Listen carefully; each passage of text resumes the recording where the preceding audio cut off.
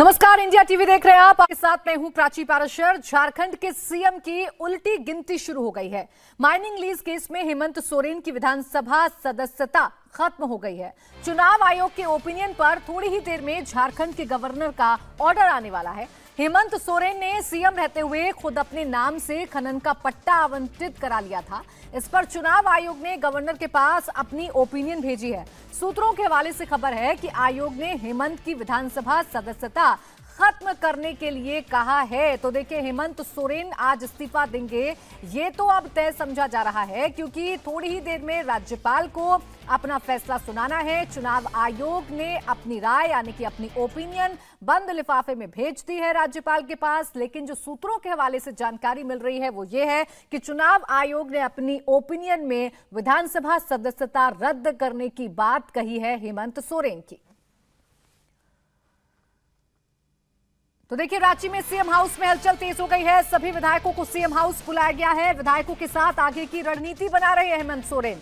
झारखंड के महाधिवक्ता भी सीएम हाउस में मौजूद हैं। तो आगे के विकल्प क्या क्या हो सकते हैं, इन तमाम विकल्पों पर चर्चा की जा रही है। कोई अड़चन तो नहीं आएगी आगे के विकल्पों में। इन तमाम पहलुओं पर चर्चा की जा रही है, इसलिए तमाम विधायकों को सीएम हाउस पर बुलाया गया है। तमाम विधायक सीएम हाउस पर मौजूद हैं। बैठक चल रही है। हेमंत सोरेन इस बैठक में बातचीत कर रहे हैं अपने विधायकों से। विधायकों की राय ली जा रही है, क्योंकि ये समझा जा रहा है कि हेमंत सोरेन की अगर विधानसभा सदस्यता रद्द होती है तो उन्हें आज मुख्यमंत्री पद से इस्तीफा देना होगा। और मुख्यमंत्री पद से जब इस्तीफा देंगे तो नया नेता कौन होगा, ये सबसे बड़ा सवाल है।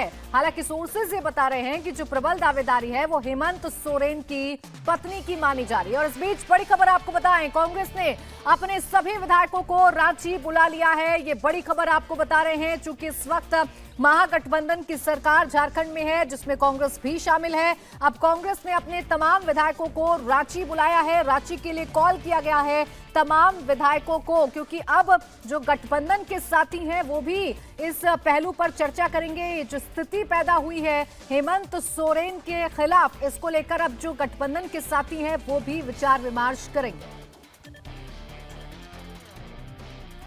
और हमारे साथ हमारे दो सहयोगी इस वक्त जुड़े हुए हैं, देवेंद्र पाराशर और आनंद प्रकाश। देवेंद्र, देखिए, एक तरफ हलचल तेज है, सभी की निगाहें हैं अब राज्यपाल पर कि आखिर उनकी तरफ से क्या फैसला आता है। लेकिन इस बीच हलचल कितनी तेजी के साथ बढ़ रही है। कांग्रेस ने भी अपने सभी विधायकों को रांची कॉल किया है।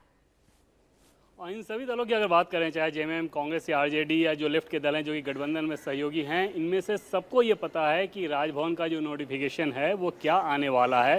तो जो भी हलचलें आप देख रही हैं वो उसके बाद की है कि उसके बाद क्या करना है, क्योंकि उनको भी इस मसले को लेकर उन्होंने पूरी अपनी पैनी नज़र रखी थी। और जैसे चुनाव आयोग से रिपोर्ट वहाँ पर गई तो उनके भी तमाम तरह के सोर्स रहे होंगे, जिन सोर्सेज के मार्फत ये जानकारी मिल चुकी है कि आखिर चुनाव आयोग ने क्या सिफारिश किया। क्योंकि वो केस भी ऐसा था कि जो उनके कानूनी विशेषज्ञ हैं, भले ही वो चुनाव आयोग को जवाब दे रहे थे, अपने तर्कों के मार्फत उसे वैध साबित करने की कोशिश कर रहे थे, लेकिन उनको बखूबी मालूम था कि ऑफिस ऑफ प्रॉफिट का ये उल्लंघन का मामला है। और ऐसे में चुनाव आयोग क्या सिफारिश करेगा, और जो सिफारिश करेगा राज्यपाल उसे मानेंगे ही। तो उस कंडीशन में आगे का रास्ता क्या होना चाहिए, इस पर ऑलरेडी वो लोग काम कर रहे थे।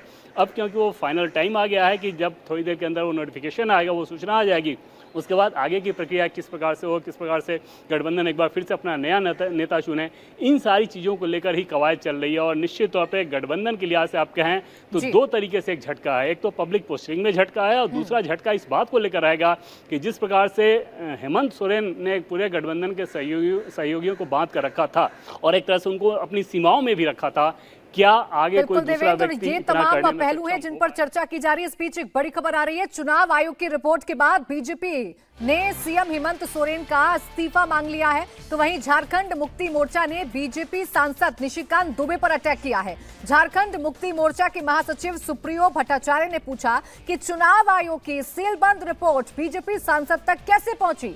ये क्रिमिनल ऑफेंस है, बीजेपी सांसद पर केस दर्ज होना चाहिए।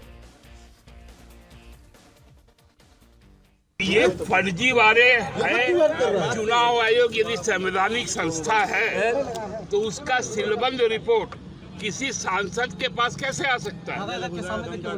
ये बहुत आपत्तिजनक है और हम लोग इसका कंडेम करते हैं। क्या चुनाव आयोग की संवैधानिकता आज खतरे में है?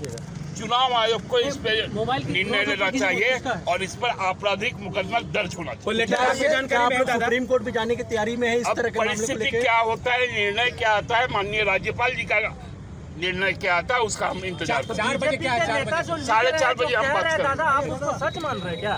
हम कहते हैं ये फर्जीवाड़ा यदि बंद लिफाफा है, सीलबंद लिफाफा है, तो वो किसी सांसद के पास कैसे डिस्क्लोज होता है? यदि होता है तो वो एक क्रिमिनल ऑफेंस है और उसमें मुकदमा दर्ज होना चाहिए। कोई भी व्यक्ति हो यदि उस पर यदि संवैधानिक संस्था की जो प्राथमिकता है उसका यदि खुलेआम प्रदर्शन होता है तो उस पर हम लोगों को आपत्ति है और ऐसे लोगों पर आपराधिक मुकदमा दर्ज होना चाहिए। इंडिया टीवी हर वक्त हर जगह डाउनलोड करने के लिए सर्च करें India TV news Google play store या ऐप स्टोर पर।